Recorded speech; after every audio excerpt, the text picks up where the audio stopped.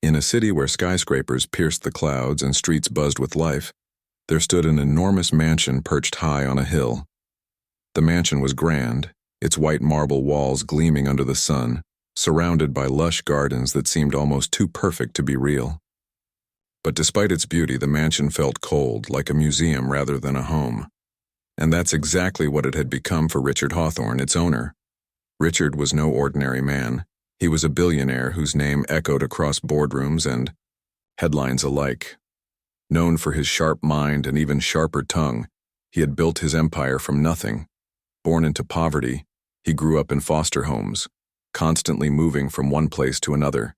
Hunger and loneliness were his constant companions during those early years. Yet Richard refused to let his circumstances define him. He worked tirelessly, clawing his way to success until he reached the top. But wealth came at a price. Over time, Richard became distant, closing himself off from everyone around him. Friends? He didn't need them. Family? That word meant little to him anymore. His days were filled with meetings, deals, and numbers. His nights spent alone in the vast emptiness of his mansion. People admired him, feared him even, but no one truly knew him. Beneath his polished exterior lay a man burdened by guilt and haunted by memories he tried desperately to forget. One evening, as rain pattered against the mansion's large windows, Richard sat in his study, staring blankly at a pile of documents. His phone buzzed on the desk, breaking the silence. It wasn't a call, it was a letter delivered via courier. Curious, he opened it, his eyes scanning the handwritten note inside. The words were simple yet carried a weight that made his chest tighten. "She needs you." The signature at the bottom sent a jolt through him. Emily Carter. The name stirred, something deep within him like ripples spreading across still water. Emily, Daniel's sister. How could he have forgotten her? Years ago, when Richard was just a boy, he and Daniel had been inseparable. They dreamed of escaping their harsh lives together, promising each other they'd never leave the other behind. But then tragedy struck. Daniel died suddenly, leaving Richard devastated. After that, Richard threw himself into work, burying his pain and pushing away everything and everyone that reminded him of his past. Now, decades later, here was a letter from Emily, reminding him of a promise he had broken long ago. She needed him. Guilt gnawed at him as he read the address on the letter.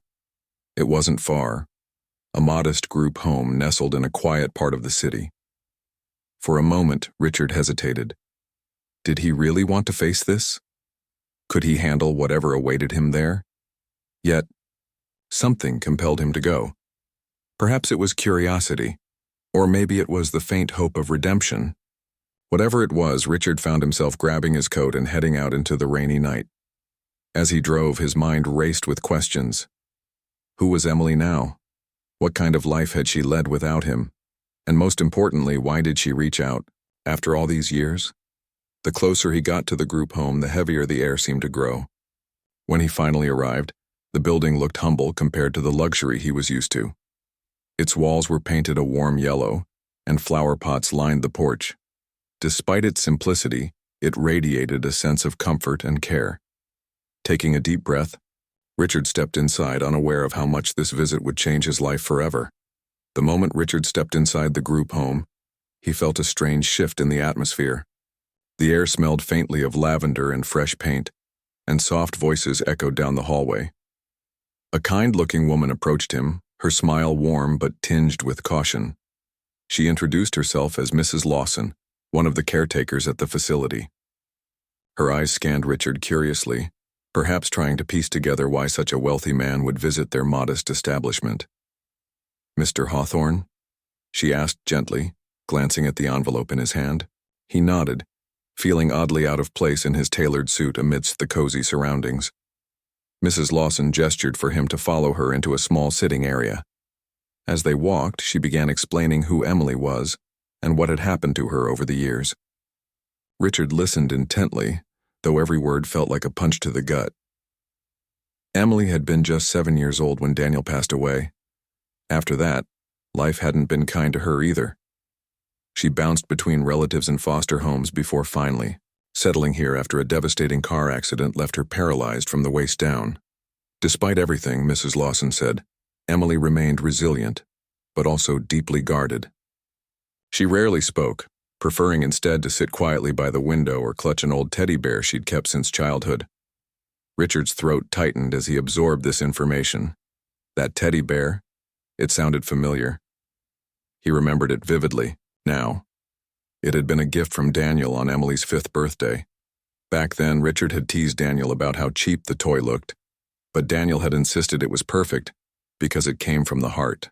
Now, decades later, that same teddy bear was still with her, a thread connecting her to happier times. Mrs. Lawson paused, studying Richard carefully. She doesn't talk much, she said softly, but I think she'll know who you are. Or, at least, she might remember. Her words hung in the air, heavy with meaning. Remember? Of course she would remember. How could she not? Richard had been part of her family once, her brother's best friend, the person Daniel trusted most. And yet Richard had abandoned her without a second thought. Guilt clawed at him again, sharper this time. Before he could respond, Mrs. Lawson stood up and motioned for him to follow her. Let me take you to her, she said. They walked down a narrow hallway lined with photographs of smiling residents engaged in various activities, crafts, games, outings. Life here seemed peaceful, full of simple joys. But Richard couldn't shake the unease building inside him. When they reached a door at the end of the hall, Mrs. Lawson knocked lightly before opening it. Inside, the room was bathed in soft afternoon light streaming through the window. There, seated in a wheelchair near the glass, was Emily. Her hands rested gently on the arms of the chair, one of them gripping the worn-out teddy bear Richard recognized instantly. Its fur was matted, one ear slightly torn, but it was unmistakably the same toy. For a moment, Richard froze. Time seemed to stop as he took in the sight of her. She looked so much like Daniel, the same dark hair, the same delicate features, but there was something else too. A quiet strength in the way she held herself, even though her body betrayed her. Mrs. Lawson cleared her throat softly, snapping Richard back to reality. Emily, she said gently, you have a visitor. Emily turned her head slowly, her gaze meeting Richard's. For a brief second, recognition flickered in her eyes, followed by something harder to read, curiosity maybe, or perhaps suspicion. Then just as quickly her expression softened and she looked away, focusing back on the teddy bear in her lap. Richard swallowed hard, unsure of what to do next. This was the girl he had promised to protect, the sister of his closest friend. And now, here she was sitting silently before him, holding on to a piece of their shared past. Whatever wall he had built around himself began to crack, letting in emotions he had buried long ago. He realized then that this wasn't just a visit, it was a reckoning. As Richard stood there in the doorway, his presence seemed to fill the small room, yet Emily barely acknowledged him. Her attention remained fixed on the teddy bear cradled in her lap, its faded fur glowing faintly in the golden light streaming through the window. The silence between them was heavy, almost suffocating, but it wasn't uncomfortable, it was deliberate. Emily had built walls of her own over the years, and Richard could sense that breaking through them wouldn't be easy. Mrs. Lawson gave Richard an encouraging nod before quietly stepping out of the room, leaving the two of them alone. For a moment, Richard felt like an intruder, standing awkwardly by the door while Emily sat motionless by the window. He cleared his throat, searching for words that wouldn't come. What could he possibly say to someone he had abandoned so many years ago? Hello felt too hollow, too insignificant after everything she'd been through. Finally, he took a hesitant step forward, then another, until he was close enough to see the details of her face more clearly. She looked older than he expected, not just physically, but in a way that spoke of hardships endured and battles fought silently. There were shadows under her eyes, lines around her mouth that hinted at pain or worry, or both. Yet despite all of this, there was still something familiar about her, something that reminded him so strongly of Daniel that it made his chest ache. Emily, he said softly, testing the name as if it might break if spoken too loudly. She didn't respond immediately, but her fingers tightened slightly around the teddy bear. It was a subtle movement, almost imperceptible, but Richard noticed it. To him it felt like a sign, a tiny crack in the armor she wore so well. I'm sorry, he continued, his voice trembling despite his best efforts to steady it.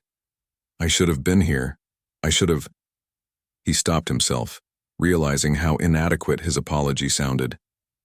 How do you apologize for decades of absence, for forgetting someone who trusted you completely? For the first time since he entered the room, Emily turned her head fully toward him. Her eyes met his, and Richard felt as though she were looking straight through him, seeing not just the man standing before her, but also the boy he used to be, the boy who laughed with Daniel, teased her gently, and promised to always protect her. Her gaze was piercing, filled with emotions he couldn't quite decipher, sadness, anger, maybe even hope. But what struck him most was the quiet strength in her expression. Despite everything life had thrown at her, she hadn't given up. She was still here, holding on to that old teddy bear as though it were a lifeline connecting her to happier times. You don't have to stay, she whispered suddenly, her voice barely audible but carrying a weight that silenced Richard completely. He blinked, caught off guard by her words. Was she dismissing him, or was she simply letting him know that his presence wasn't necessary, that he had already missed his chance? No, he replied quickly, shaking his head. I want to stay, if you'll let me. Emily tilted her head slightly, studying him with a mix of curiosity and skepticism. For a moment, neither of them spoke. The only sound in the room was the soft rustle of leaves outside the window, stirred by a gentle breeze. Then slowly she lowered her eyes back to the teddy bear in her lap, her fingers tracing the worn stitching along its side. Richard watched her intently, unsure of what to do next. He wanted to explain himself, to tell her everything he had gone through after Daniel's death, how grief and ambition had consumed him. But the words stuck in his throat. Instead, he pulled up a chair and sat down beside her, close enough to show he wasn't going anywhere but far enough to respect her space. Minutes passed in silence, each one stretching longer than the last. Yet strangely, it didn't feel unbearable. There was something peaceful about being in her presence, even if she hadn't forgiven him, or perhaps especially because she hadn't. It forced him to sit with his guilt, to confront the reality of who he had become and the promises he had broken. Eventually, Emily shifted slightly in her wheelchair, drawing Richard's attention back to her. She lifted the teddy bear slightly, holding it out toward him without meeting his eyes. Confused, he hesitated for a moment before reaching out to take it from her. As his fingers brushed against hers, he felt a jolt of emotion, an unspoken connection that transcended words. The teddy bear was heavier than he expected, its fabric rough and uneven beneath his touch. It was a relic of their shared past, symbol of happier days when life had seemed simpler. Holding it now, Richard realized just how much he had lost, not just Daniel, but also the part of himself that cared deeply for others. And sitting here with Emily, clutching this tattered toy, he began to wonder if it was too late to find it again. The weight of the old teddy bear in Richard's hands felt heavier than it should have. Its faded fur and frayed edges told stories of laughter, tears, and countless moments shared between siblings long ago. As he held it, memories flooded back. Memories of Daniel grinning ear to ear as he handed the toy to Emily on her 5th birthday, of Emily giggling uncontrollably as she hugged it tightly, and of himself teasing them both playfully. Those moments had once been so vivid, so alive, but over time they had faded into the background of his mind, buried under years of ambition and regret. Richard glanced at Emily, who was now watching him intently. Her expression was unreadable, a mix of curiosity and something deeper, something that made his heart ache.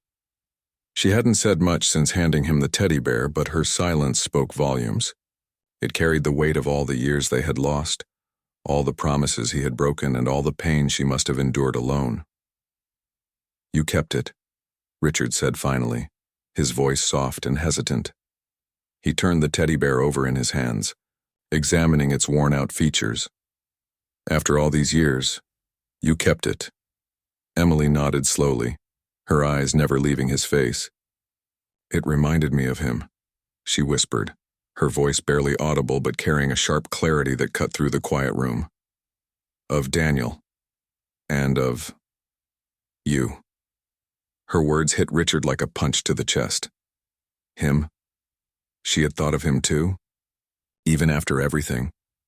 The realization was overwhelming, stirring emotions he had locked away for decades. He wanted to say something, anything, to bridge the gap between them. But no words came. Instead, he just sat there, clutching the teddy, bare as though it might anchor him to the moment. For what felt like an eternity, neither of them spoke. The silence wasn't uncomfortable, though. It was charged with unspoken truths and lingering questions. Outside, the wind rustled through the trees, casting shadows across the room as the sun dipped lower in the sky. Inside, the air seemed thick with memories and emotions, each one pressing down on Richard until he could barely breathe. Finally, Emily broke the silence again, her voice trembling slightly this time. "You forgot us," she murmured, almost too softly for him to hear. But those 3 words, simple yet devastating, cut straight through him, piercing the armor he had built around himself. Richard froze, his grip tightening on the Tedley bear. His jaw clenched as he fought back the wave of guilt threatening to overwhelm him. Forgotten? Yes, he had forgotten them, or at least tried to. After Daniel's death, he had thrown himself into work, using success as a shield against grief. He convinced himself that moving forward meant leaving the past behind. But now, sitting here with Emily, he realized how wrong he had been. "I didn't mean to," he choked out, his voice cracking under the weight of his emotions. I got lost. I thought I was doing the right thing, but..." He trailed off, unable to finish the sentence. What could he say? That he had chosen money over people? That he had let ambition blind him to the very people who mattered most? Emily didn't respond immediately. She simply stared at him, her dark eyes searching his face as if trying to piece together the man before her with the boy she used to know. Then, after a long pause, she reached out and gently took the teddy bear from his hands. Her touch was light, almost hesitant, but it sent a shiver down Richard's spine. "I waited for you," she admitted quietly, her gaze dropping to the toy in her lap. "For a while, I thought you'd come back, that you'd keep your promise." Her voice wavered slightly, betraying the depth of her hurt. "But when you didn't, I stopped waiting." Richard felt as though the floor had been ripped out from beneath him. Each word Emily spoke was like a dagger, cutting deeper into his conscience. He had always known deep down that he had failed her, but hearing it aloud, from her lips, was unbearable. Tears welled up in his eyes, blurring his vision as he struggled to hold himself together. "I'm sorry," he whispered hoarsely, his voice breaking. "I'm so sorry, Emily." She looked at him then, her expression softening ever so slightly. There was no anger in her eyes, only sadness and perhaps a flicker of understanding. For the first time, Richard truly saw her, not as Daniel's sister or a reminder of his past mistakes, but as a person who had suffered because of his absence. As the sunlight faded completely, casting the room in shadow, Richard knew one thing, for certain. He couldn't undo the past. But maybe, just maybe, he could start making things right. And it would begin with staying, really staying, with Emily, no matter how hard it might be. The room grew darker as the sun dipped below the horizon, leaving only the soft glow of a bedside lamp to illuminate Emily and Richard. For a long time, neither of them spoke. The silence wasn't uncomfortable. It was contemplative, heavy with unspoken emotions that neither knew how to fully express. Richard sat there, his hands clasped tightly together, staring at the floor as if searching for answers in the patterns of the carpet. Emily, meanwhile, clutched the teddy bear close to her chest, her gaze fixed on some distant point outside the window. Richard's mind raced with thoughts he couldn't quiet. Every word Emily had spoken replayed in his head like an endless loop. You forgot us. Those 4 words carried more weight than any business deal or financial loss ever could. They weren't just accusations, they were truths, raw and undeniable, forcing him to confront the man he had become. He realized now that he hadn't simply abandoned Emily. He had abandoned himself too. All those years chasing wealth and success had left him hollow, disconnected from the things that truly mattered. I don't expect you to forgive me, Richard said, finally breaking the silence. His voice was low but steady, though it trembled slightly with emotion. I know I don't deserve it, but I want you to know, I'm here now, and I'm not going anywhere. Emily turned her head slowly to look at him, her expression unreadable. There was no anger in her eyes this time, just a deep sadness mixed with something else. Was it hope? Or maybe resignation? Richard couldn't tell, and that uncertainty gnawed at him. He wanted to fix everything, to make up for all the years he had been absent, but he knew it wouldn't be that simple. Trust wasn't something you could buy or demand. It had to be earned. You can't change the past, Emily said softly, her voice tinged with both bitterness and acceptance. No matter how much money you have or how many promises you make now, Daniel is still gone. And so are all those years when I needed someone, anyone, to care. Her words stung, but Richard didn't flinch. He deserved every ounce of pain they carried. Instead, he nodded slowly, acknowledging the truth in what she said.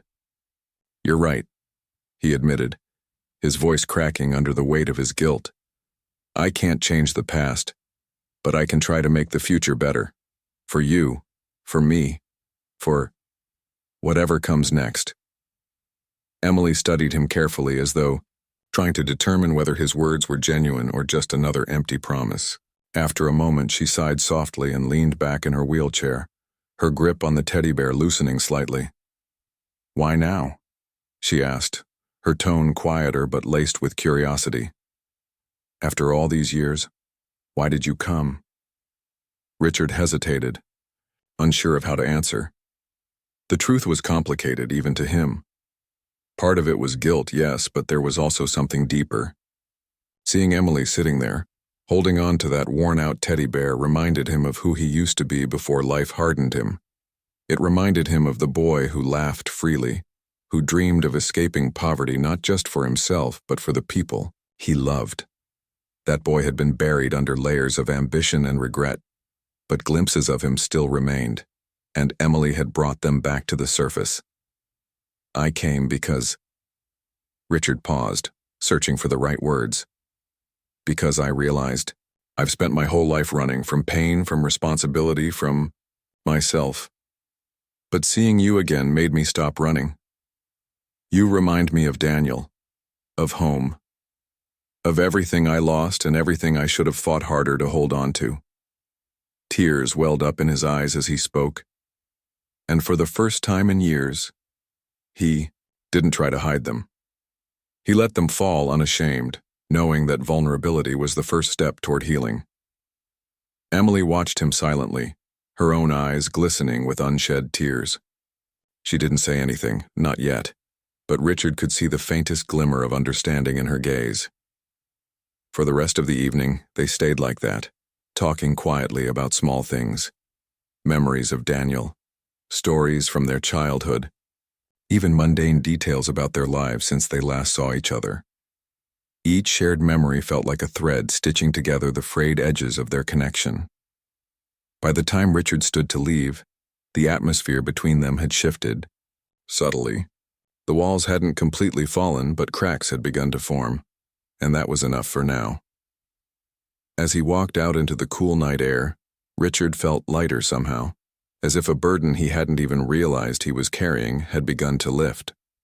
He knew the road ahead wouldn't be easy, but for the first time in years he felt hopeful that maybe, just maybe, he could find redemption, not through wealth or power, but through love and forgiveness. The next morning, Richard woke up with a sense of purpose he hadn't felt in years. For the first time, his mind wasn't consumed by meetings, deals, or profits. Instead, it was filled with thoughts of Emily, her quiet strength, her piercing gaze, and the way she clung to that old teddy bear as if it were a lifeline. He knew he couldn't undo the past, but he could take action now, and that's exactly what he intended to do. Richard began by making calls, not the usual ones to board members or investors, but to doctors, therapists, and specialists who could help improve Emily's quality of life.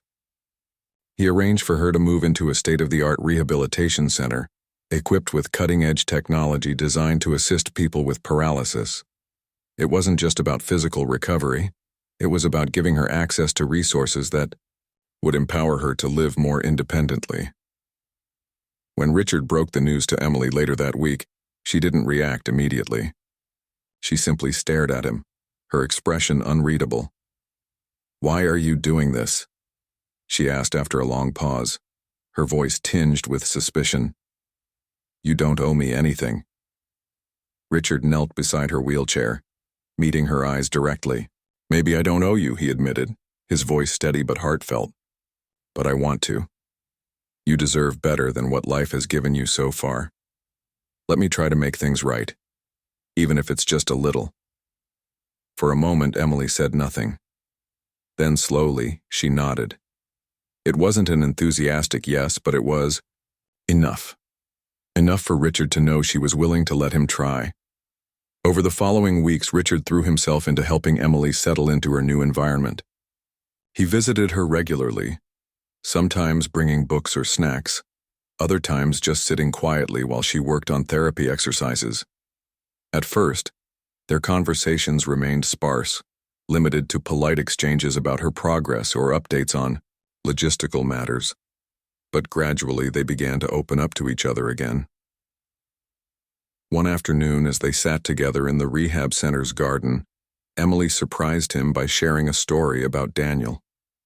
She told him how Daniel used to sneak cookies from the kitchen when their foster parents weren't looking, always saving one for her. He'd say, "Emily, you're too little to get caught," she recalled with a faint smile.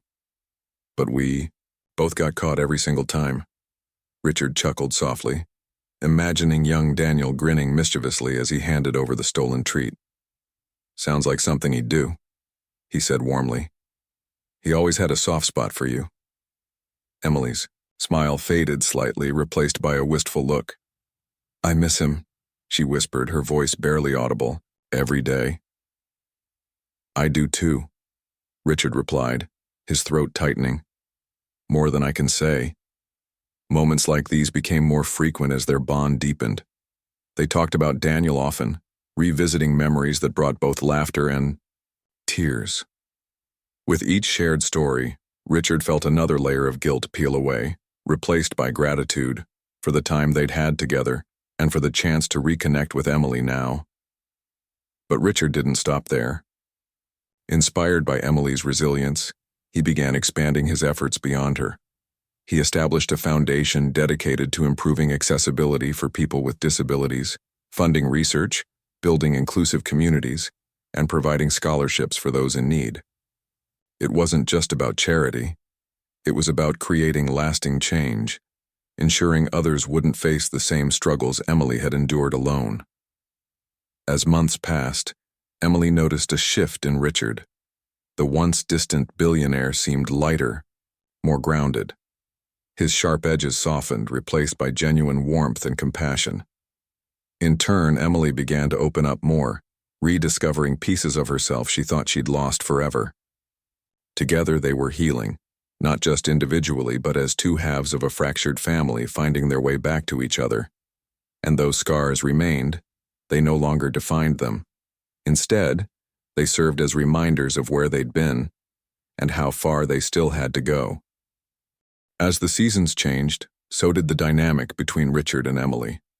What had started as tentative visits filled with awkward silences evolved into a rhythm of shared moments that felt almost natural. Their bond grew stronger with each passing day, built not on grand gestures but on small, meaningful interactions. They laughed over old memories, cried over the ones that still hurt, and found comfort in simply being present for one another. One crisp autumn afternoon, Richard arrived at the rehabilitation center carrying a large box wrapped in brown paper. Emily raised an eyebrow curiously as he set it down beside her wheelchair. "What's this?" she asked, her tone teasing but curious. "Open it," Richard replied with a grin, his eyes twinkling with excitement. Inside the box was a collection of board games, classics like chess, checkers, and Scrabble, along with some newer ones Richard had picked out after researching hobbies for people in recovery. "I thought we could play something," he explained. "You know, keep things interesting." Emily chuckled softly, shaking her head. "You're really bad at checkers, you know that, right?" Richard laughed, the sound warm and genuine. "Hey, I've improved since we were kids. Besides, losing to you might be worth it if it means spending more time together." That afternoon marked the beginning of a new tradition. Every visit, they'd pick a game to play, often accompanied by snacks or cups of tea. Sometimes they'd chat while playing. Other times, they'd sit in comfortable silence, focused on the challenge before them. These moments weren't just about entertainment. They were opportunities for connection, ways to rebuild what had been lost over the years. But it wasn't all fun and games. As Emily continued her physical therapy, there were setbacks too. Days when progress felt painfully slow, or when frustration bubbled over because her body wouldn't cooperate the way she wanted it to. On those days, Richard stayed by her side, offering quiet encouragement without trying to fix everything. He learned to listen instead of rushing to solve problems, to let her vent when she needed to, and to celebrate even the smallest victories.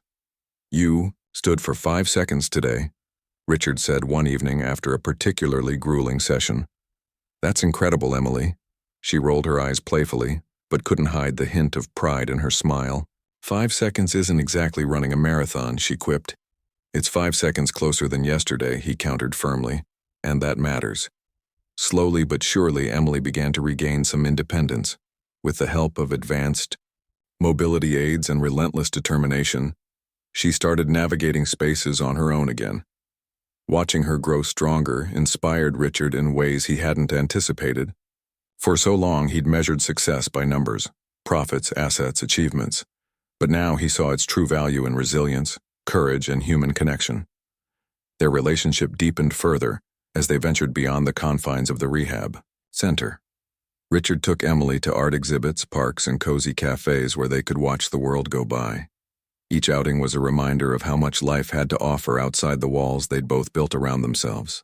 Emily marveled at the beauty of sunsets she hadn't noticed before, while Richard rediscovered joy in simple pleasures: a warm cup of coffee, the sound of laughter, the feeling of belonging.